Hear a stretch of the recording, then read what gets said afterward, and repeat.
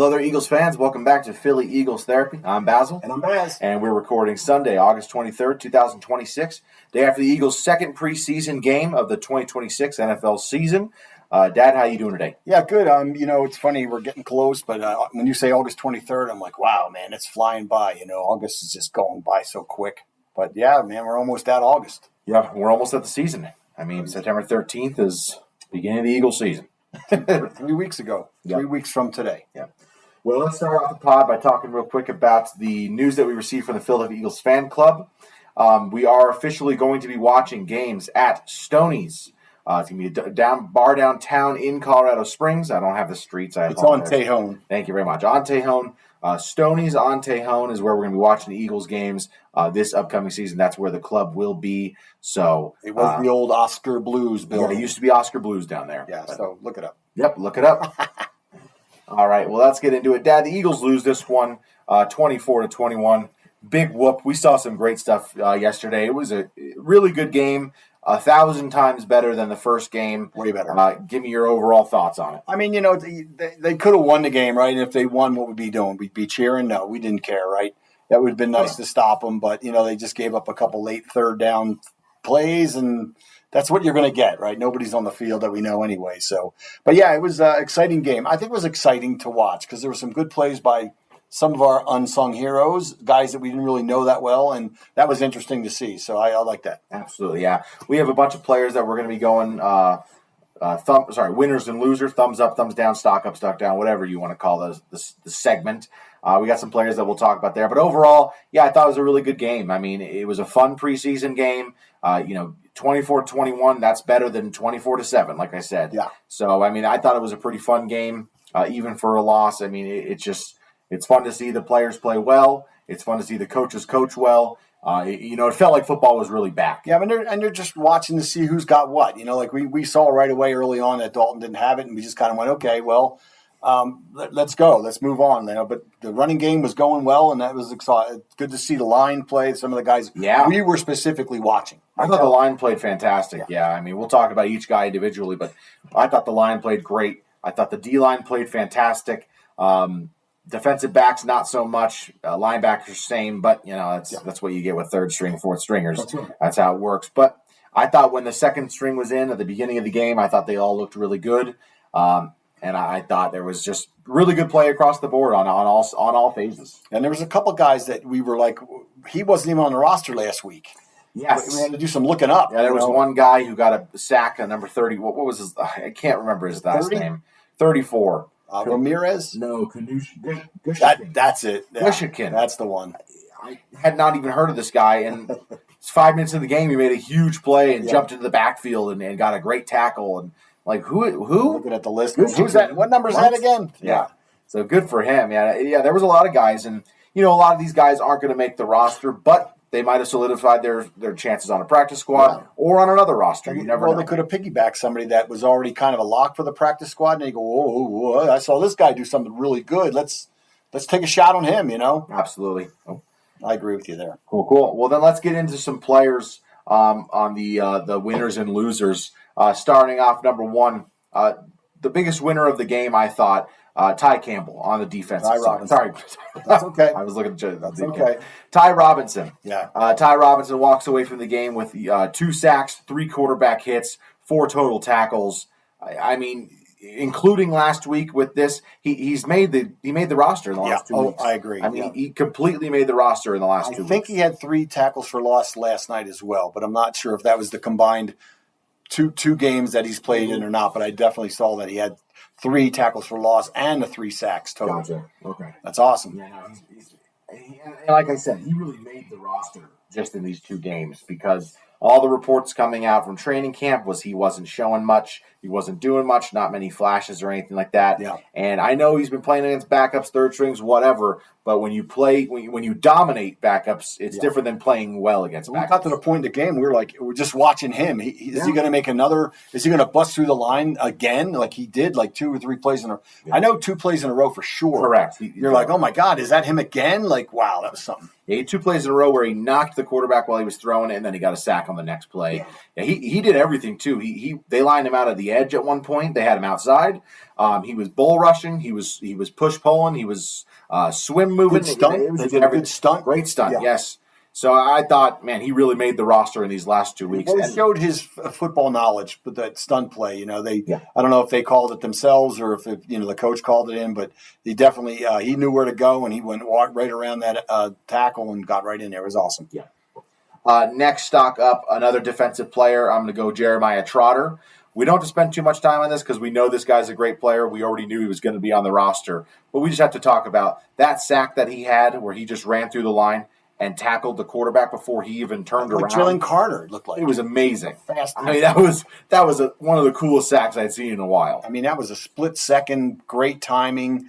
Made the found the right slot or whatever, hole, whatever you want to call it. But man, that was amazing. And the thing about Trotter is we knew he was there. There were some naysayers, and I'd say maybe last year, is he really too small? Can he do it? He looks like he's rotational linebacker, not just making the team. He's going to be playing in games. I agree. I do agree with you there. Yeah, he looked really good. I don't know if you wanted to sit on the bench all season. You wouldn't want that. No, he's got speed. Get some defensive calls where you got three linebackers out there. You mentioned Ty Robinson, football IQ. That's what Trotter has. It's just in his life. It's just in his blood. It is. Yeah, he looked great. My last stock up on the defense is Joshua Weru. I chose the three guys who had a sack. I guess that's not really that impressive of me, but he had a sack, and it's his second career NFL game. I know it's preseason, but it's his second career game playing football, and he got a sack. He got back there fast. He got around the right tackle, and he finished the play. I mean, that's the most you can ask of a guy who just put on pads a few weeks ago. He made another play. Remember when the quarterback was rolling out right, and he was right on his tail? Yeah. And, you just go, okay, this guy's got something. It's only his second time he's ever played. I mean, come on. Yeah. Which with him, stock up for me because I put him on my roster. Right. So maybe I'm looking pretty good there. Yeah, no, for sure. We'll see. I know it's hard, but you want to get into stock up on the offense or stock down on the defense or losers of the defense? Let's stay with defense. Let's stay with defense. We'll finish off the defense. I got two losers, and I don't know if you have any other players you want to throw in. Number one losers, Ambry Thomas. He was the guy that got burnt for the touchdown. He looked really bad. And I feel bad saying that. He had a few good tackles and plays, but overall, he wasn't going to make the roster. So, how much does this impact him? Right. I don't know. But he did not look good out there. He did not look like he was ready to play in the NFL. No, and he got beat on that one. And it's funny because I think it was him on both plays. I might be thought wrong. It was too, but it's very hard to see the difference between 38 and 30. Yeah. And Sean Wade is 30. Now, I don't understand. Sean Wade's a linebacker, so I don't think he'd be downfield covering a deep route. Right. But I thought it was both of him, but I might be wrong. But the one play that I didn't like, and I think this was the game winner, if you will. Yeah. When the DB kind of looked back, like, hey, it's somebody else's man. You're like, don't do that. Just play what you play. Yeah. So we'd have to look at that again. But still, I know you're talking about he didn't look good at all. Yeah. Because they were getting open a lot. They were getting open a lot. I thought overall in the defense, he's the only player that didn't look good. Kind of stood out. Yeah. I didn't think anybody. I only have one other bad, and it's not even because of how he played. I have Arnold Ebiketie. He was out there.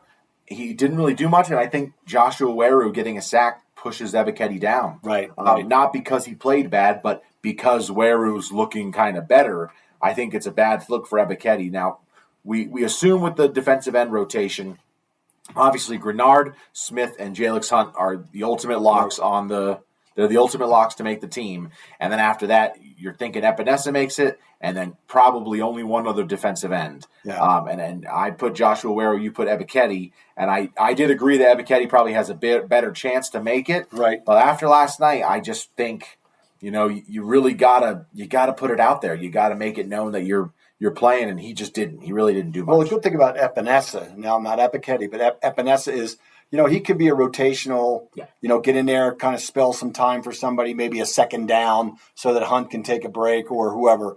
Not that we want him taking a break, but you know what I'm saying. After a sack, one of those hot games down in Tampa or something where you need to rotate in. You don't feel like you're going to lose a lot with him. He's more he seems to me like he can play both, like he's playing run and, blitz, whatever you want to call it, rush.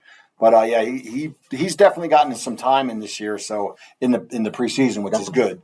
Because we really haven't seen the other guys, right? So yeah, for us. Which I think what we see in the games. That's another thing. Epinesa looking good makes Ebiketie just kind of his makes him a loser. I don't. It sounds terrible to say that, but you know what I mean. But it really gets to who can we stick on the practice squad, not get taken from us. You know what I mean? It gets to that point. That's the thing. Yeah. Well, we haven't seen enough of this guy. We don't want him. Okay, well we can stash him, right? We think we see something, so we're going to stick him on the practice squad. But again, vetted veterans and who knows what if they get the.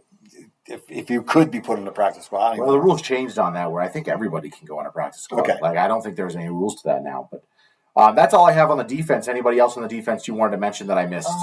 Not really. I mean, yeah, I would say probably some of the other DBs, but I don't even know their names. But they were getting burned pretty much that whole game. I mean, there was times you saw – a rookie quarterback on the other side thrown to a wide open guy, and you're like, okay, what's going on here? Sean Wade had a forced fumble on the sideline. That was kind of cool. That's a big play. That's a good play. Might have helped him go up a little bit. Obviously, he won't make the team, but maybe help him get on the practice squad or on a roster somewhere else. Find a little home there. Yep. The offense has a lot more names. I got 9 names on the winners and losers list. With the winners first, let's go with Carson Steele.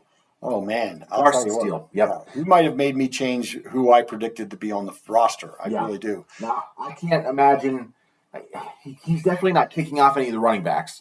Saquon, Tank, and Shipley are locks to make it. So if he gets on the roster, he's pushing off someone else. But he had an okay day on the ground, 12 rushes, 33 yards, only 2.8 per carry. But through the air, he had 6 catches for 84 yards and a touchdown.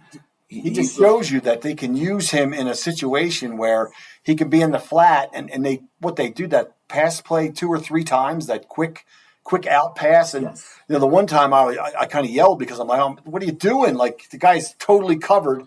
He catches it, and then he cuts across the field and gets about 30 yards. It was just great running, great field awareness. He had the blockers in front of him, but I thought that play was going anywhere. So, not going anywhere. So, there's times that you go, in a certain game, we might be able to use this guy because nobody's going to be doubling him, right? He's going to be out there. Man, he looked fast and strong. The other thing about this guy is, the risk of putting him on the practice squad, he could get taken. He's 23 years old. He's going to be 24 in October. This could be a guy that could be good for the next, he's young. He could be good for the next 4 years as a running back. He's not, he doesn't have a lot of tread on his tires. Right. He hasn't played much in the NFL. Yeah. He's only played. And forbid if any of our other 3 get knocked out or something, or like say one of our kick returner guys or a wide receiver goes down, you got this guy to bring in, Yeah. Obviously he's not going to return kicks, but, you can use that player as a blocker on the running game. He's pretty big dude too, right? He's 6 foot 225. In 2024 season, the 2024 season, he played 17 games. He had 56 attempts for 183 yards. A couple of fumbles, which wasn't great, but he didn't play at all last year. I don't know if that had to do with injury or something like that, but he might have just not been on. He might have just been on the practice squad for the Chiefs all year.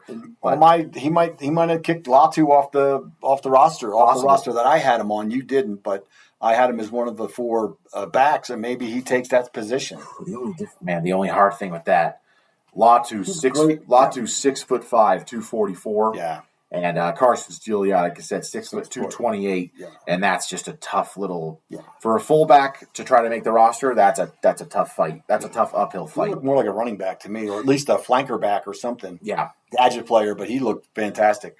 Next stop up, I have Markel Bell. Right tackle started, right tackle for the Eagles played. It looked like the first half, maybe the first 3 quarters. It's funny. They don't produce a play-by-play. How many plays did that guy get in? The roster count. Or the game book. The game book, they don't put that out in these preseason games. So we couldn't look at that and go, oh, he was on 25 snaps. He probably wasn't even on that many, but he definitely looked really good. And he's a road grader, man. He's a plower. He just knocks guys out of the way. I thought he looked really good. Every time they showed him, he was pushing guys down. He was pushing guys back. Yeah. And, from what I've heard for some other podcasts and other reports is people are fully expecting this guy to be the starting right tackle next year. Oh, yeah. If he's the heir apparent, he looks like he's ready for that position. Yeah, they'd be more surprised if he wasn't starting than if he was. Yeah, he looked great. Next one, another running back, Will Shipley. Didn't play too much, 11 rushes, 56 yards, 5.1 per carry with a touchdown. Was his touchdown a receiving? No, it was a rushing touchdown. Yeah, so he looked really good. We knew he was going to be on the roster, but still, he helped himself. He only helped himself, Yeah, definitely. And, the thing about Shipley is we've been talking about him for, last year we thought he'd have a bigger piece, and he really didn't. Not at all. But, things weren't really happening for him last year. So, it's just kind of this year. He looks like he's ready to go, and he looked a lot better, I think. Yep. Next one, another decision-making is what I want to say. Yeah. Another offensive lineman, Willie Lampkin. Last week, Lampkin was playing guard, I think right guard. And then this week he was playing center when they had Drew Kemble at left guard. And Lampkin looked great. I mean, Lampkin looked really, really, really good. Yeah, I know the size thing intrigues everyone. He's almost 5'11". He's 280 pounds. And it just kind of it's a fun guy to cheer for because you're like, dude, a right guard, that size, it just doesn't make sense. But, man, he looks like he can really play. He knows how to use his leverage. Yes. He didn't look like he was getting beat at all. No. I mean, he looked really good. He knows how to use the body that he's got. He knows how to push. He's got some very strong legs. There's a few plays we just kind of keyed on him, and he looked great. So, I mean, it's really nice to have that backup player type, and the versatility he has to play guard and center. And, you watch the center, no bobble snaps, no bad snaps, no fumbles, no fumble snaps. So, I mean, it tells you one thing there that he can do both, And also, it's good to mention before this season, the backup offensive line was a real concern going into the season. It was just kind of like, man, they don't have anybody back there. Who are the guys? Who are the back? We had Fred Johnson. That was the only known tackle. But other than that, you're like, who are these backups going to be? We're kind of a little worried. But it's emerged that we don't really have to be worried. I mean, Drew Kendall and Lampkin can do the guard positions and the center. Fred Johnson, Markel Bell, and then, if Micah Morris or Jake. We didn't see Morris, right? Didn't we keep saying he went in a little bit later? Yes, okay. I know we said it at one point. Like, how come he's not playing? Get Fred Johnson out there and get him in there. What's Jake's last name? Jake Majors. I think they have really good options for the backup offensive line. You'll see some of these guys make the practice squad as well. Yeah. I think you got a really good group. Where did they get Majors at? Because I know when we were looking at him, he was in there an awful lot, and I was wondering how long he's been in the league. 24. Yeah, so he's good. That's good. Played for Texas, undrafted last year. 6'3", 306. It's a good size, man. Yeah, for interior. He's listed as a center, but he mostly really only played guard, it seemed like. So I don't know. He graduated from the University of Texas Austin with a bachelor's in business management. Okay. With a 3.65 GPA. His parents are both nurses. All right, sorry. But, I think that whole group of guys I just said, all those guys, you have a lot of good options for backup offensive linemen, and it's great because it was a real concern a few weeks ago. Yeah, well, especially with, to me, Dickerson's, Dickerson and Juergens, injuries. With the injuries, but, and again, if you have guys that can spell them, certain games, hey, it's 24-10 with 8 minutes left. Let's get the other guys out there and let these guys sit. So, I mean, that's the way it's going to be this year, I think. Next stock up on the offense, I got Darius Cooper. Excellent. 3 catches, 44 yards, looked much better than he did last week. He looked a lot more comfortable out there. Had a really good play, a 25-yarder along the sideline where he shook off a tackle and stayed in bounds. So overall, I thought he was great. I mean, he was the second leading receiver. He only played the first quarter, I think. Yeah, but he had that nice cut on the sideline where he didn't step out, and it looked like he was going to. Even on the replay, I'm like, please stay in. He stayed in. Yeah. But, it's funny. After that big play, you and I both said, get him out. Get him out. Yes, and this is out of there. Yeah. And this is a guy that, to me, I'm surprised that there's a lot of people saying, Darius Cooper fighting for that last spot. I'm like, well, I thought he was kind of a lock to be on the team. I did too. I never really was concerned that he wouldn't make the team unless he looked terrible. But he definitely needs to play in the preseason. Yes. And I'm hoping next week I think he needs to get out there for a little while. We'll see. Just to have that action, just to have that growth. I don't know. I know you're always worried that something's going to happen, but I think at the same time, he just needs that behind, on his belt, put the notches on the belt there. He's got to get out there and play some. We'll see. I mean, I think next week, you might not even see Tanner McKee next week. I mean, it might just be Cole Payton the whole time. I think you need to see Tanner, too. But you might not even see Shipley next week. That I can understand that. You might not see Jake Elliott. No, I'm just kidding. But Trot, Trot might be a tough one to sell, yeah. I don't think he'll be out there. Next stock up, or winner, whatever you want to call it, sorry. Next winner, I have Hollywood Brown. Didn't play, not listed as injured. He's on the team. Well, that just tells Johnny Wilson got cut a couple days ago. We expected, after Johnny Wilson getting cut, that, okay, Elijah Moore and Hollywood Brown, they're going to be fighting to see who makes the roster. But Brown didn't play. Moore didn't play, but he was listed as a neck injury, so that might be why he didn't play. But Brown did not play, and that just shows you, he's on the team. Yeah. They have him ready to be on the team. Yep. So that's good. I mean, and that's kind of part of my 53. I thought they were both going to get on there. The big thing was one of the two weren't going to make the team, but I think you need Hollywood Brown to stretch the field, and you need Elijah Moore to catch the ball. Last winner on the offense that I have is going to be Britton Covey, my guy. My guy, Britton Covey. Had some pretty good punt returns, a total of, I got it right here. Here we go. 4 punt returns for 38 yards, a 9.5 average, 1 for 21. He did have a fumble, but he jumped on it right away. That was pretty good awareness of him. Right. You'd never see him fumble ever. So it was a little worrisome when you saw it, but he picked it right up, and he was all good. He also had a great touchdown in the red zone. 1 catch, 14 yards slant for the touchdown. Yeah. Really quick slant, really good. Broke a tackle, got off another guy. Still got his speed, man. He's still got his speed. Yeah, and it's a bummer because it's a guy that I've for years have wanted him to be on the team, and not just as a kick returner or a punt returner. I want to see him maybe get some balls thrown his way. But we talked about that in past episodes. We think not 40 catches a season, but every once in a while that. Who's that guy? What's he doing? 15-yard play. Okay, and then he's back on the sideline. That's just you need to have options, right? We always talk about it how we throw to 3 receivers, right? 2 receivers and a tight end. That's all we got in backs. Instead of these other teams, it's first quarter and they've thrown at 7 different guys. Yeah. You need to have that. So he's played 3 official years with us.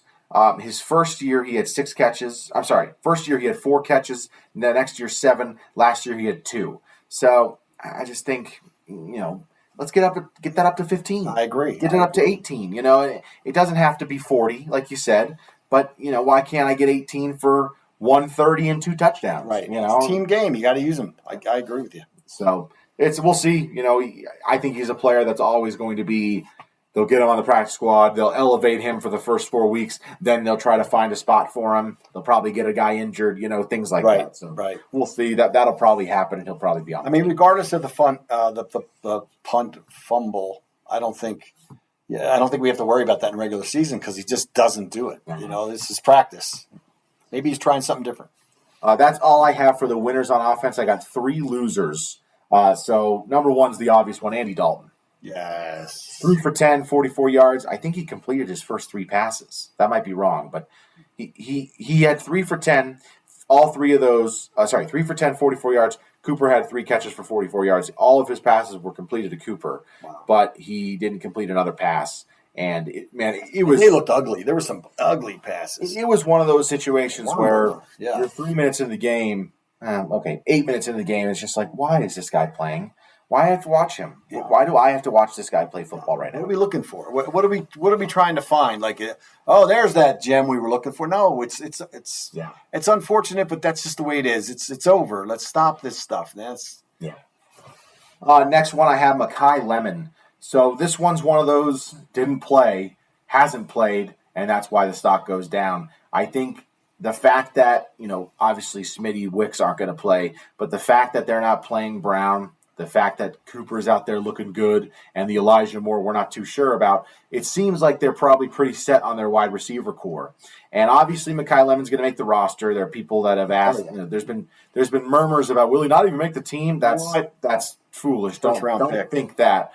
But it is still annoying. It's frustrating. It's concerning. He's back at practice, so that's good. But it is a bummer to not see this guy have played in the preseason whatsoever. Yeah. And I can't imagine they play him next week, even if he could play, because you just can't do that. There's no way. So this guy's because it's a hamstring, right? So yeah.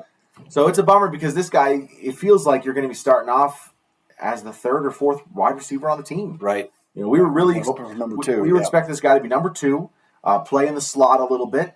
Wicks is the outside guy. Smitty can play both sides or both inside and out. Right. And you thought McKee Lemon, but man, it feels like this guy might be the number 4 receiver to start the season. Yeah, it's not the worst thing in the world. It's true. But at the same time, even if he was healthy, he probably wouldn't be playing in preseason, right? Even if he was healthy. I would say he definitely would have played at least one game. So. I would think if he's healthy, he would have played week 1. He would have played the same amount of snaps Darius Cooper played. And then they would have been like, all right, now you're done. But you got it, in the preseason, you want to get him 4 targets, 3 catches for 43 yards. That's what you want to do.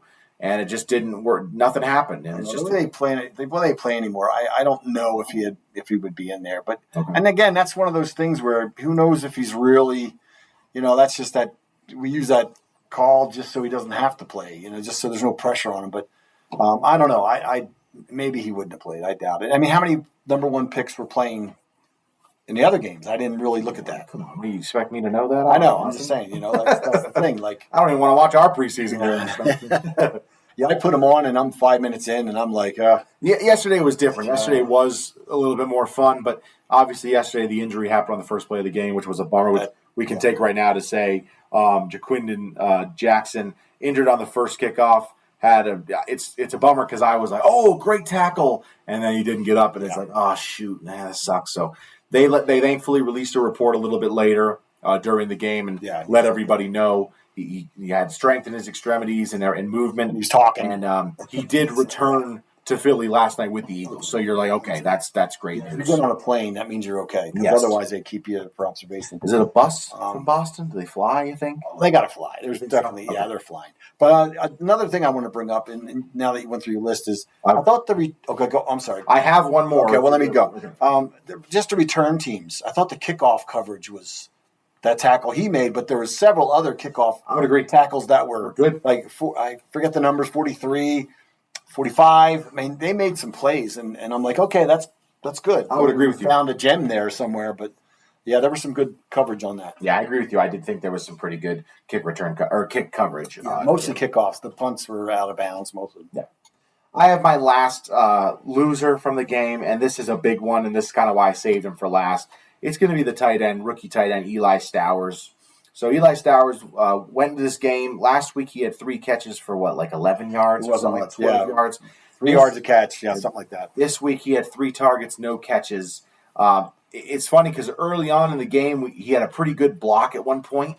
He helped seal the edge and push a guy down. And it was like, hey, here we go. And then the rest of the game, it's just kaput. I mean, it's just nothing. And they didn't. That might have been on a touchdown. It was on a touchdown. Yeah, it was Shipley's touchdown, I believe. No, maybe Steele's. But go ahead. I'm sorry. But aside from that, it was just – he just doesn't – it looks like he doesn't belong right now, which is unfortunate and just, frustrating for a second-round pick who's not injured. It's one thing when, have the McKee Lemon. Right. You don't get mad at him because you don't know what he looks like. But Stowers doesn't even really look good out there. Yeah.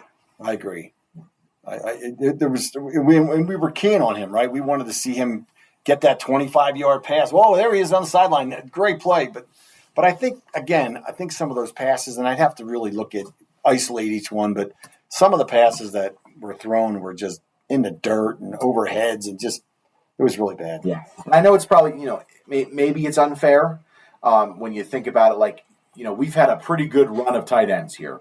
And especially guys that we drafted early on. You got the Zach Ertz, you got the Dallas Goedert. I was going to pull up their stats real quick if this computer could go any faster.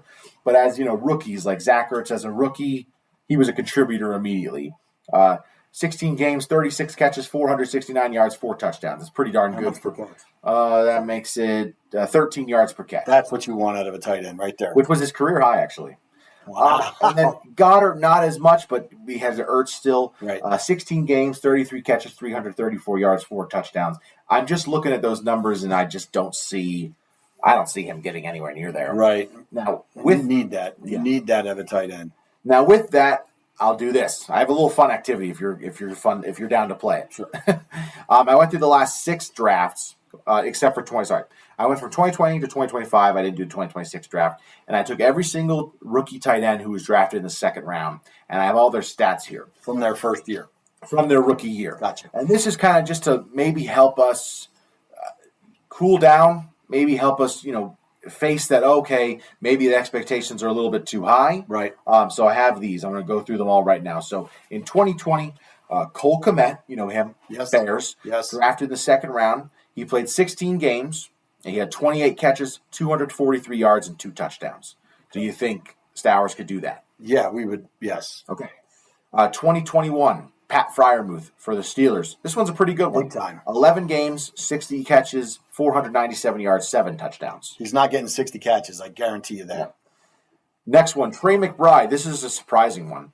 16 games, only 29 catches for 265 yards and 1 touchdown. And then look what he did the second He's the greatest player in the world now. Yeah, he's fantastic. Look at his he's 4 years in. He's been great. Yeah. 2023, this is a funny one. There's 5 tight ends taken in the second round. Dang. So one of these is going to stick out to everybody like a sore thumb. Right. Sam Laporta. Oh, yeah. 17 games, 86 catches, 889 yards, 10 touchdowns. So that's the big. That's the bar. I've looked, that's and the bar. That's the high swing, level. yes. Yeah, that's the high level. Michael Meyer, 14 games, 27 catches, 304 yards, 2 touchdowns. Okay. Luke Musgrave, 11 games, 34 catches, 352 yards, 1 touchdown. Still only 10 yards a catch about. Luke Schoonmaker, Dallas, 17 games, 8 catches, 65 yards, 2 touchdowns. He became a big player. Not at all. No, he didn't. Yeah, but he's moved on. But no, he's still in Dallas, I think. Is But he really? I know you're thinking of the other guy, not Schultz. Who's the other guy they have now? Dalton Schultz? Terrence Ferguson. Yeah. Yeah, Schoonmaker's not. He's a blocker. That's it. Yeah. Brenton Strange for the Jaguars, 14 games, 5 catches, 35 yards, 1 touchdown. Second round pick. Yeah, that would frown upon that. Yep. 2024 draft, Ben Sinnott from Washington, 17 games, 5 catches, 28 yards, 1 touchdown. And now he's considered a high tight end pick in fantasy. You know what I mean? Okay, wow. And then 2025, 3 tight ends taken in the second round. Mason Taylor for the Jets, 13 games, 44 catches, 369 yards, 1 touchdown. Pretty good. It's a high mark. Yeah, I'll take it. Terrence Ferguson, 14 games, 11 catches, 231 yards, 3 touchdowns. Wow. And then Elijah Ario, 13 games, 15 catches, 179 yards, 1 touchdown. So you look at all that. There's some high water marks. We said the Laporta, the Pat Fryermuth's almost 400, and then the Mason Taylor's it's like 370, almost 370. Pat Fryermuth's almost 500. So, there is some really good ones out there, but I guess to me the lesson here is let's temper we got to temper our expectations, right. I guess. We do still have a starting tight end ahead of him. So maybe we have to draw back our expectations on this guy a little bit. Yeah, he's not going to be a rookie of the year type. Yeah, but I would say listening to those numbers and not having them calculated with me, I'd say you'd be happy with about 20 catches for 300 yards if you could get something, maybe a touchdown or here or there. I was going to say it's pretty something similar. I was hoping for I'm hoping for the Trey McBride, 29 catches, so 30 catches, 265 yards. 300 yards, right? 1 touchdown, give me 3 touchdowns. Right. So if I could get just the threes, 30, 300, 3. Right. I think you got to remember Goddard had, 11 last year, touchdowns. So yes. But it'd be nice to have a 2 tight end set, and they're going to key on him, and you can send Stowers, who supposedly has good speed, for that deep shot that you're not ready for type. That would be nice. Absolutely. But yeah, like you say, let's not draw the line and say, we're not going to. It's not going to make the team. Yeah, no, that's silly. Well, the reason I wanted to do this is because I saw there were some articles out there that were saying, everyone's saying Eagles second round pick is a disaster, and I'm like, let's take it easy. I get it. It's disappointing, but I mean, I told you there's a guy on here who had 5 catches for 35 yards and a touchdown, right? And he was a rookie second round pick. I mean, that's damaging to your season. What team was that? That was the Jaguars. And not even more so the next one, Ben Sinnott, the Commanders one. 17 games, 5 catches, 28 yards and a touchdown. I mean, then 5 catches and you're a second-round pick. He played in 17 games, not injured. If he played in 5 games, sure. 17 games, that's killer, dude. That is killer. And that's 24. That's the Jaden Daniels year. That's the rookie Jaden Daniels, great year. They went to the NFC Championship game. Right. Now, they had Zach Ertz. He was great that year. Yes, he was. But you can't get the rookie second-round pick involved at all? Yeah. I mean, that's tough, man. That's tough. That's pretty low. I would be disappointed if he did that. And Zach Ertz had 654 yards that year and 7 touchdowns, so he took away a lot of that. Yeah. Man, still, you can't get 100? I just 5 catches. You can't get 11? Yeah. It's just tough. That's a tough one. That's true. All right. Play of the game, I had the Covey touchdown. Yeah. Yeah, that was great. Just breaking the tackle, shifty. He got in there, And no doubt about it. It was great. Yeah, my play of the game would be the Carson Steele leap. Yeah. That was a great play. And again, Two of them. When he threw the ball, I was like, no. I mean, I did one of those, no. And then he caught it low, and then he just took it across the field. And I thought, man, it was a great play. He had 2 hurdles in the game. Man. He had 2 of those. One to get the touchdown, which was great. Yeah. Yeah, he looked great. That's out right. there. He did hurdle the tech. That's it. That touchdown was nice, too, a 20-yarder, 22-yarder. Yep. Sweet.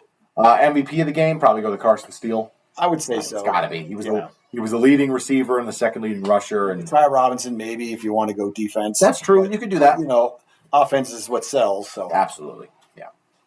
Well, I got. That's all I have on this game. You have anything else to speak about? You want to talk about? I thought it was a good game, and I was glad we were able to watch it together and not have to. Well, even though we had dinner at 5, we had to kind of watch it on tape delay a little bit. Right. We caught up late in the second quarter. We caught up pretty good, yeah. That's okay. We cut the commercials out. And actually, the commercials were funny because they were live commercials while the game was on one side, and they were not weird. That was weird.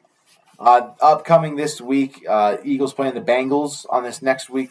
Friday, 6 p.m. It's listed as being on CBS, so that's televised. Yeah, right? but that might be CBS Philly. That's the problem. Well, no, it just says CBS. Okay, that'd be good. NFL Network, CBS. How many games are there? Is there several at the same time? So at the same time, there's a 4 o'clock, a 5 o'clock. Oh, wow, another 5 o'clock. I think there's a ton. Yeah, they're all on Friday. They are. Yeah, so they're all at the same time. There's 2 games on Saturday. Okay. There's a few 6 o'clocks, the Saints and Cowboys, but they say ESPN app, so we might have another televised game. I'm surprised. CBS, cool. That would be really nice. Yeah, cool. And I'll be off. I'm off work that day, so there we go. Nice. Well, so yeah, the thing about we talk about it all the time is the CBS. It might not be CBS out where we are. You know, yes, I know. Not in the Philly area. It's true. No. Yeah. Well, cool. So hopefully we get that on TV. If not, we'll watch the replay and we'll cover it for you guys and come on and talk about it. But until then, you got anything else to say? Just if you are a local listener and you're able to chime in, let us know if you're going to show up at Stoney's. That would be kind of cool for anybody in the Colorado area. You know, it's going to be a first time that the bar is not open yet, but it will be open before the season starts. So that's kind of cool. Well, looks like we got a little visitor down here. Oh my goodness! Hello, little Rosie Ray. Yeah, we're recording a podcast right now. I don't think they can. What's going on? I don't think they can see you. No. I know. Oh, you go around. Oh, it's okay. Go around. Winnie's got you. It's okay. All right. Well, let's say our goodbyes. If you like Philly Eagles Therapy, do us a favor. Rate and subscribe wherever you get your podcast. If you're watching on YouTube, please like and subscribe. Comment down below your thoughts on the game and your thoughts on some of the players going into the season. If you're watching on YouTube, please like and subscribe. And you can email us your questions at Philly Eagles Therapy. We still got the magnets. Guys, we got a bunch of fridge magnets. It's got the whole schedule on it. It's got the Philly landscape. It's got our logo on it. It's got our email. It's just cool stuff. It's free. We're not asking for any money. Let us know if you want one. You can email an address to us or email us a place you want us to send it. You can pick it up even if you want to, and we'll get those to you. We'd love for you guys to have our logo on your fridge, and also you got the Eagle schedule. It lists all the times. It's great. It's fantastic. To Steve, if I'm not able to make that first game at Stoney's, so they'll be at Stoney's. He can hand them out to you. He'll put them on a table or something. Ask the president of the club. Yeah, if he's got them on him because I'll let him have them. So yep. All right, cool. Let us know. And from all of us here at Philly Eagles Therapy, I'm Basil. And I'm Baz. Go Birds. Fly, Eagles, fly.